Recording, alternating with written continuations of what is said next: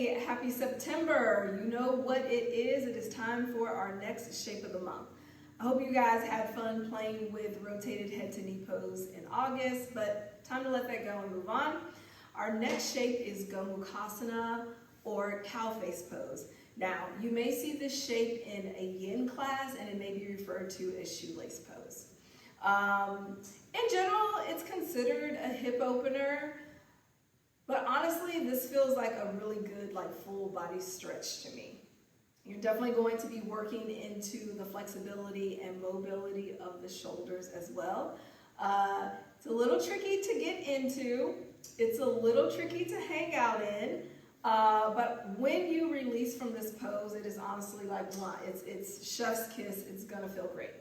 During this really quick video, I'm going to show you some different arm variations, some different ways that you can get in and out of the pose, and also how you can incorporate your blocks to make it, or not just your blocks, all of your props to make it a little bit more accessible.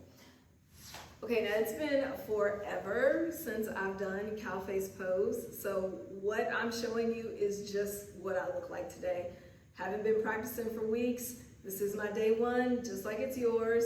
So what it looks like is what it's gonna look like, and that's why I know that I'm going to need plenty of props, okay? So I already have my first one, which is my blanket. The knees will open up wider. You'll find a little bit more space if you elevate the hips slightly above the knees. I like to use the blanket, but for you, you may need to be a little bit higher. You might want to bring two blocks together and then bring your sits bones onto it, okay? Alrighty, from here, extend my legs out really quick. And then I'm going to bend one knee and I'm gonna try and sit the opposite knee directly over the bottom knee. It's not happening, all right? You can see that there's some space and that's fine. If you feel like you're really kind of leaning over to one side, you might want to just bring your blanket under one hip, okay? As opposed to having it under both. I am a little bit lopsided, so I'm gonna make an effort, be mindful about driving my right hip. Yes, it is my right. I'm so used to mirroring, sometimes I have to think. I'm gonna drive my right hip down into the earth so I square them off, okay? Now I'm gonna inhale and draw up nice and long from tailbone through the crown of my head. I'm hugging my rib cage back towards my spine, so I already feel my core turning on. Now I'm just gonna tip my fingers right here. We are going to add on an arm variation, but this right here may be plenty. From here, you can inhale, maybe begin to hinge forward. So I'm going to move my hands out in front of me as I bring my belly closer to my thigh. But I'm keeping that length in the spine. And now I'm really starting to feel this really deeply into my glute.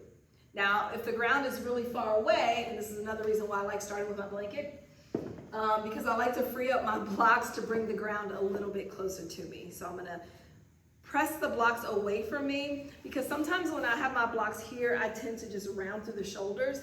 But if I send the blocks away, that reminds me to keep a nice long spine. Alrighty, and then to get out, I'm just gonna walk my hands back towards the hips, and then unravel and extend the legs and shake them out a bit. All right, that's one way to get into the shape. My favorite way to get into cow face pose is to come into tabletop, like so. And I'm gonna cross one knee over the other. So let me remember which one was on top. Yes, I'm gonna cross my right knee under my left knee this time. And when your weight is, I kind of shift forward to have my weight in my hands, and I bring my knees directly on top of the other. From here, I'm just going to begin to sit down, alrighty? And then once my bum hits the ground, I maneuver my feet to a comfortable position. So I'm gonna turn and face you, and I'm gonna do that again, and then we'll move on.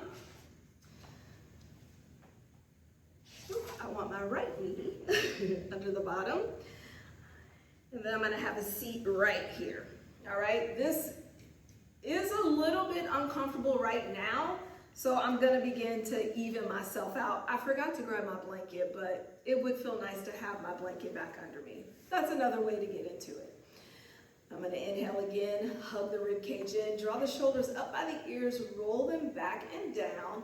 Crown of the head is shooting towards the sky.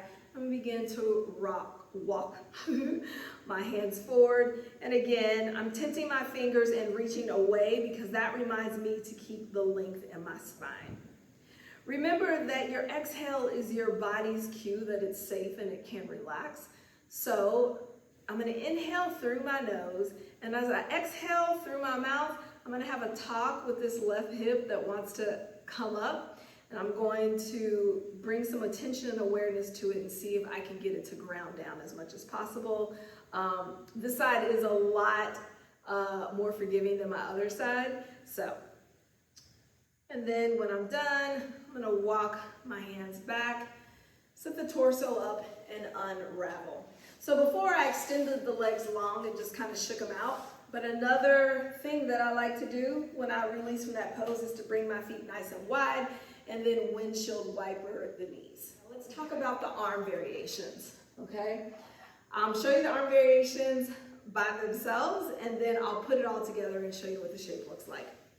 So, I'm gonna take the strap in my right hand, and I'm going to bring that behind the head right here, right? So elbow is pointing up towards the earth, and I have the strap dangling behind me. Let me turn away from you so you can see. Then I'm going to bring the left hand back and grab the bottom of the strap, okay? From here, I'm lengthening up through the spine, and I'm pressing my head into my top hand. And then I'm going to slowly begin to walk my fingers closer to one another until I can't anymore. This is about as far as my range is going to allow me to go today. And again, I'm pressing the head back into that little divot of my elbow.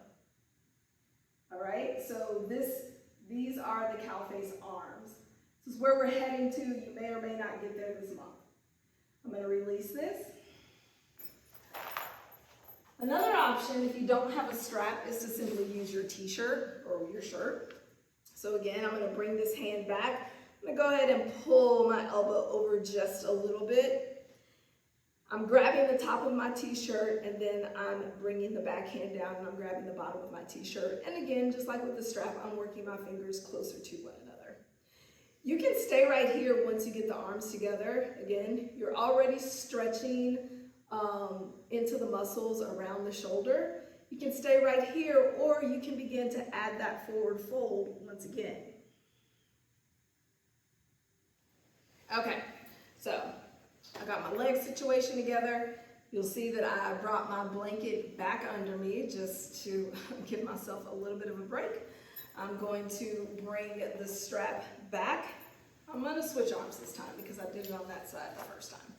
All right, so I'm going to bring my left arm up. I'm going to hug my elbow in just a little bit, and then again, bring the bottom hand down. I'm sitting up, pressing my head back into my arm, and then I'm walking my hands closer to one another.